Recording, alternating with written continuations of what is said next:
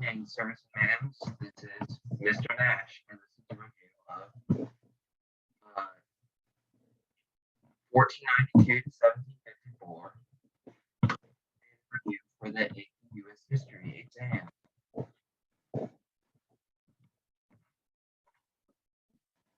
Alright, tip.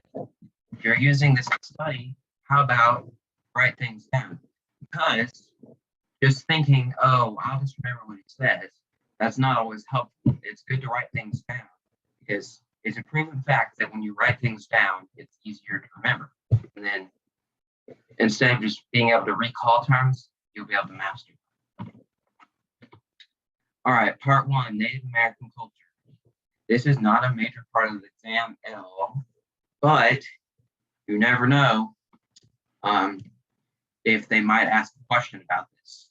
It is definitely possible that they could have a DBQ on Native American culture. You never know. At least there could be SAQs or MCQs about it. All right.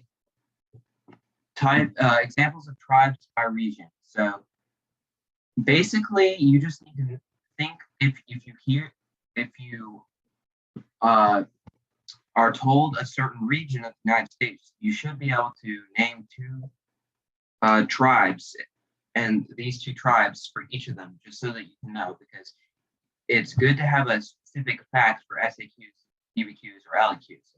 Likely, if you got an LEQ, you would choose a different one, unless you really know about Native Americans, then you could choose that one, but at least you have the choice for LEQ. But anyways, for the southwest region of the United States, know the Pueblos and the Hopis. For the southeast, and I apologize if I mispronounce any of these names, know the Cherokees and Tuscaroras. And for the Great Plains, know the Sioux and Cheyenne. For the northeast, know the Iroquois and Huron. Not that one, these ones. And for the northwest, know the Nez Perce and Yakima tribes. You don't necessarily have to know specific things about them. I mean, that is definitely helpful to know, but at least be able to know the names.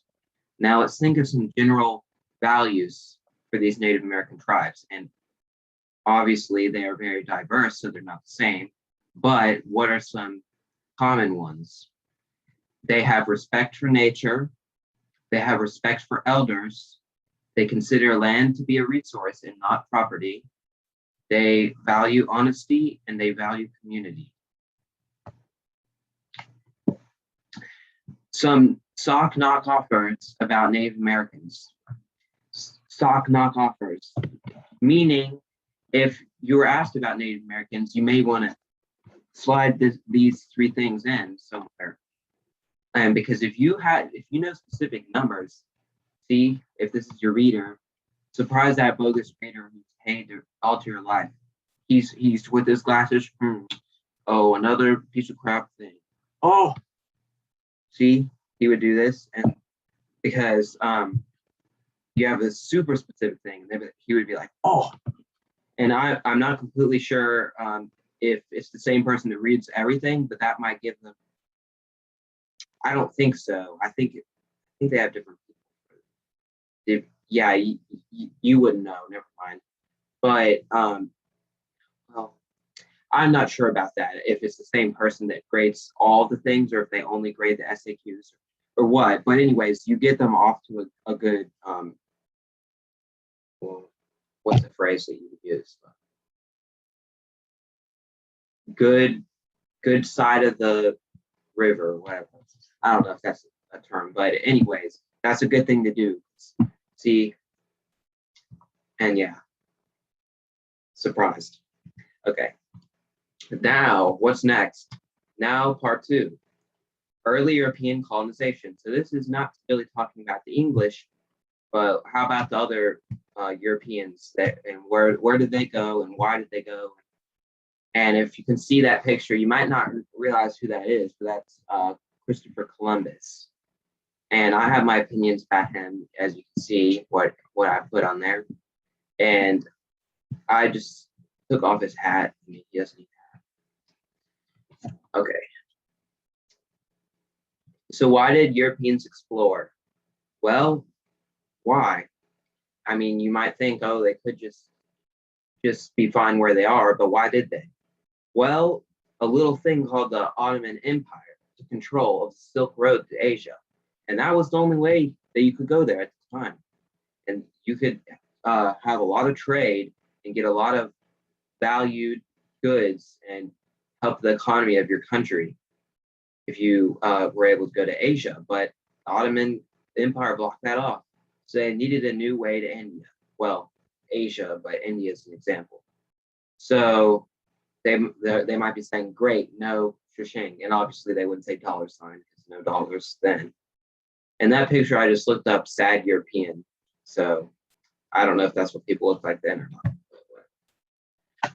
Okay. Now, well, let's just go back to this thing. So India, in case you didn't know, Christopher Columbus was trying to go to India. He thought, oh, I'll go west and then I'll go to India. And he landed in America because he didn't know about that, large continent that's in the way of getting around the world. And that's the reason why some people call Native Americans Indians, which is not a correct term, technically. Although I do think some Native Americans prefer to be called that, but really where that came about is because he called them Indians because he thought it was India. Okay, what are some other reasons why they, well, this is sort of the same thing, but just specific. Remember the 3 Gs. And don't you dare on the essay say, these are the 3 Gs. That is not an official thing. And you need to be more specific. You can't just say, they wanted to go there because of God. Huh? Why? Because they wanted to spread Christianity. Be more specific than that. That's always what you have to do, or you don't get off points. So God, gold, glory. They wanted to spread their religion. They wanted to get some shishing, and they wanted to spread the influence of their country. So they're like, oh, I mean, if you think about it, I mean, the glory part, that still applied to Britain for a long time. I mean, the sun never sets on the British Empire. Their influence was everywhere. And you can see in this picture, you have this queen, and she's being offered gold and silver. You never know. You might actually see this picture on a exam. Well, maybe not. I don't know. Probably not. But you may have seen this picture before. So gold and silver. She's like, oh. And then foodstuffs, raw materials. Those are the things they can get from exploration. Okay. Early Portuguese exploration. Let's talk about the Portuguese. We had, and this is not really U.S. history, so it is not really essential to know these people specifically, but it can be helpful to know when writing a DBQ as your fact. But there's Prince Henry the Navigator. He made a school of navigation in the early 1400s, so that caused more people to understand how to navigate. And you have Diaz and da Gama, and they were 2 Portuguese explorers. One explored Africa, the other Asia. And if you see this picture right here, and I think that's a really weird hat. It is. Okay. What are some other influences? What other things influenced exploration? Well, for the Spanish, the Reconquista, once Moorish rule was ended. So the Moors had control of Spain, but once that was ended, Ferdinand and Isabella went into power. They liked exploration, basically. That's the simple terms. And then there's the Colombian Exchange, which was the exchange of ideas, diseases, foods, animals, and more between the old and new worlds, old world, Europe, new world, America. And then the Treaty of Tordesillas. This didn't really influence it, but it was a factor. It just said where land should be divided between Spain and Portugal, and it was made in 1494.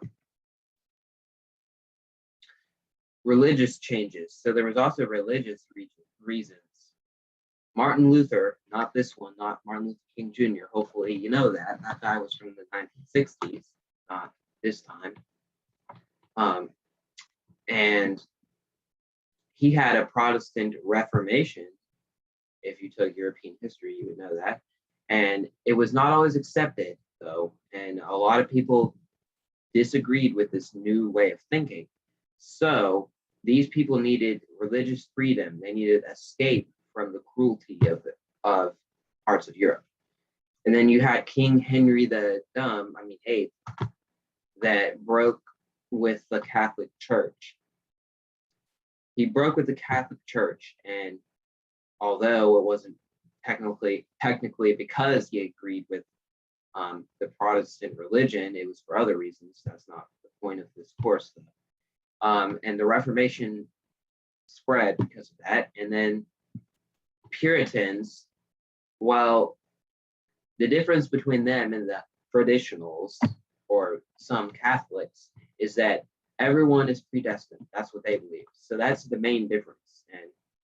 And so these were some other influences.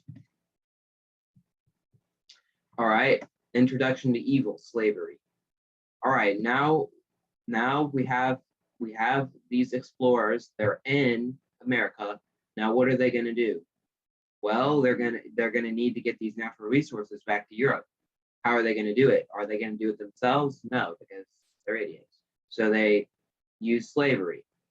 But they start out with Native American slavery, but a lot of Native Americans died of disease because they were not immune to these new diseases. That's part of the Colombian Exchange. So they used Africans instead, only because they were immune to these diseases and they were not dying because of them, because Africa and Europe, as you know, they're right beside each other. And so the diseases had already spread there, smallpox being one of them. And so they were immune to it, so they used Africans instead. And we have the triangular trade, trading from Africa to Americas to Europe. So got from Africa to Americas, you got slaves, and then from the Americas to Europe, some goods, and then, well, the people that collected slaves from Europe to Africa. But then what's the encomienda system? Well, this was a system of Native American slavery, but we have De las Casas. He said that Africans should be used instead, and he defended the Native Americans, but however, he said the Africans should be used instead.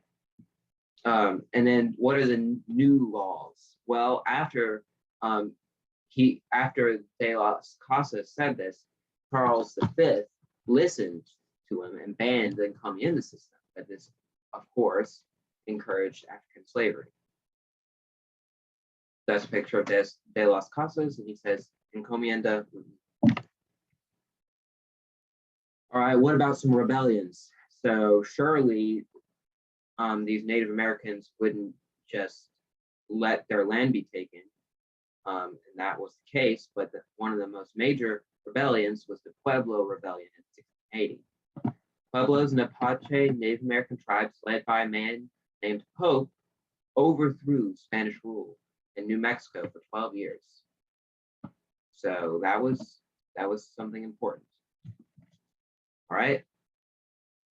Where were the English? Not so successful at first. There was the lost colony of Roanoke, but why is it called that? Because it got lost. Walter Raleigh's colonists disappeared in 1587. All right, now let's talk about the English. Finally successful. All right, well, we have joint stock companies. What were joint stock companies? Well, this was a practical method of founding, no water, founding colonies by investing and sharing the risk. And so we have the Virginia Company was one of these. And that founded Jamestown in 1607, which was the first official settlement by English. That's a very good place and date to know. Oh, well, let's talk about it. So this was founded by King James I in 1607. Jamestown was the first official English settlement by the Virginia Company. Not Virginia settlement, sorry. John Smith and John Rolfe helped in these early days. I'm from Virginia, and it's pretty cool. There's a John Rolfe Parkway near where I used to live. All right, and then gold. At first, the settlers thought there was going to be gold there, but there was actually a better thing. Well, not necessarily better, but just as profitable thing: tobacco. And that became a major industry. And what do you think happened? Well, that's part of the reason why slavery was in the South and not in the North, because in the North, you can't farm as well. In the South, you can. And that's where they grew the tobacco. To me, sometimes, for the U.S. history purposes, Virginia is the South. To me, it doesn't really seem like the South, because I live in a more southern state now than I did. Well, Little Rock. And yeah, big difference. Okay, now let's talk about some northern colonies. This is something key to know. They had religious motivations, unlike the Virginia Company. So think of this already difference. And this is a very important skill to have in U.S. history. Religious North, agricultural, profitable South. Now, already, this is some early sectionalism, even this early in the 1600s. And this is something that would continue to rise. I mean, you have sectional differences from the North and South. At the time of the American Revolution, you had the Anti-Federalists and Federalists, and then leading up to the Civil War, you have North and South differences, and really still today. I mean, you can think of typically today, Southern states lean to more Republican sides. I'm just talking about the Southeast and Northeast, not really the West. And then the North typically leans more to the Democratic side. So, I mean, it all started with this. All right, the Plymouth colony was founded in 1620, and the Mayflower went there, and they found Massachusetts. And they were trying to find Virginia at first, these pilgrims. They were trying to find Virginia at first, but instead they landed somewhere else. They made the Mayflower Compact, set rules and governance. Why is this important? I highlighted it because it's important. It's important because this was one of the earliest forms of order in these new colonies. All right, now the Massachusetts Bay Colony. Puritans made a joint stock company, and it was called the Massachusetts Bay Company. And this was in 1629. And then John Winthrop, once there, he made a sermon, City Upon a Hill, model the ways it should be. It should be, they should be. And he stressed that God must see their deeds. So it's important to know that in red, that was the main idea of the City Upon a Hill. It was to show how things should be, but he stressed that he wants God to see his deeds of good. Okay, then we have the Chesapeake Colony.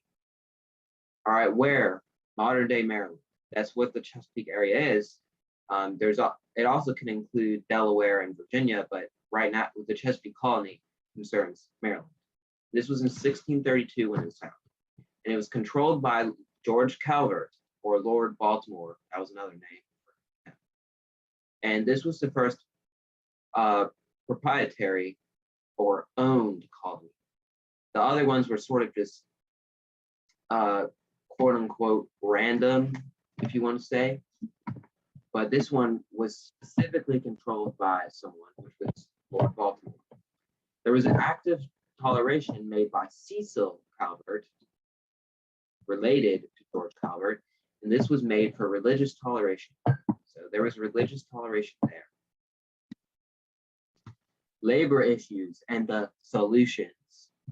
So step one, when they needed labor, they tried indentured servants and the headright system. So, I mean, these were just Europeans that had to work for a certain amount of years, and then they would get to own the land. And they were like, well, there's not enough of them, and it's also not free. So they decided to use African slavery instead. Wow. And what do you know? That's when it started in 1619. By 1619, that was the major use of labor. And unfortunately, that would not be ended officially until 1865. All right, what are some internal conflicts? Let's talk about Virginia. So the governor of Virginia was Sir William Berkeley, and he was disliked by farmers because he didn't protect him in a certain Native American attack. So there was a Native American attack, and they would seek help. He didn't help them. They don't like him. So as a result, there was Bacon's Rebellion in 1676. Jamestown was burned down by Nathaniel Bacon after he was mad. And this is a picture of Sir William Berkeley. He was like, gosh, sorry, could have just told me. Yeah, well, they tried. Oh yeah, I did, idiot. See, that's Nathaniel Bacon. All right, Rhode Island Colony. Let's talk about this colony. This was founded in 1636 by Roger Williams, know that name, after he was banned from Massachusetts because he had different ideas. He was an advocate for Native American rights and religious tolerance. So he was like, fine, can't stop me. He just goes somewhere else, founds his own. All right, and then there was Anne Hutchison. She was another dissenter, which means someone that, disagrees with the majority. And she was banned from the Massachusetts Bay Colony as well. So she's like, oh, I'll follow Raji. Not really, but that is where she went. And she was later killed by a Native American attack. But that doesn't really have to do. All right, then Connecticut Colony. There was the Fundamental Orders of Connecticut. This was the first constitution of colonies. Then there was also the Halfway Covenant. This required evidence of a personal conversion experience for granting church membership. So this further shows there's more order in the north and religious concerns in the north, but in the south they're just like, So what's King Philip's War? This was from 1675 to 1676. This was caused by colonists' desire for more land. And there was a trial and execution of 3 of Metacom's, which was a Wampanoag, sorry if I'm saying it wrong, tribe chief, men by the colonists. So basically the colonists, they want more land, they killed some Native Americans, and so that results in the conflict. And there was major destruction on both sides, but it was ultimately a colonial success. Now, what about some foreign influences? There was a glorious revolution back in England in 1688. The colonists believed they deserved these new rights that these people gained. They're like, we should get them too. So that becomes the issue once you get into the time of taxation. All right, what about some other later colonies? All right, well, there's the South Carolina colony founded in 1670. And there was rice and indigo were major crops there. So, what do you know? South, crops are the main thing. And then North Carolina is still the South. And there was tobacco crops, and also there's squatters there. These were people that just went there and they didn't really have permission to. And then there's the Pennsylvania colony, which was founded by William Penn, was why it's called Pennsylvania. And that's the guy that's on the Quaker box. And he stressed peace, and he made peace with Native Americans. And then there was the Georgia colony founded by Oglethorpe, and it was made mostly for a buffer between Florida and South Carolina. So kind of like, so Florida was controlled by the Spanish, and South Carolina was a major source of profit. And so they did not want that to be compromised. So they're like, all right, here's Georgia. You'll have to get through Georgia first to get to South Carolina. And this was also a prison area. Prisoners, like people that couldn't pay, they were imprisoned there. All right, now let's talk about some early culture. All right, now we're all here, we're all in America. What's some early things we did? All right, well, there's the concept of mercantilism, economic system. And this was created in the 1600s, and it looked upon trade, trade within the colonies. I don't know why it's worded like that. I think I made this at like after midnight, so I was pretty tired, so I apologize about that. And the accumulation of wealth as the basis of military and political strength. So basically, there is a different trade. It was an economic system between England and the colonies, and basically England benefited from it. And the mercantilist doctrine stated that a government should regulate trade and production to enable it to become self-sufficient. So basically they say, oh, well, it is saying that regulation of trade is necessary for something to become self-sufficient.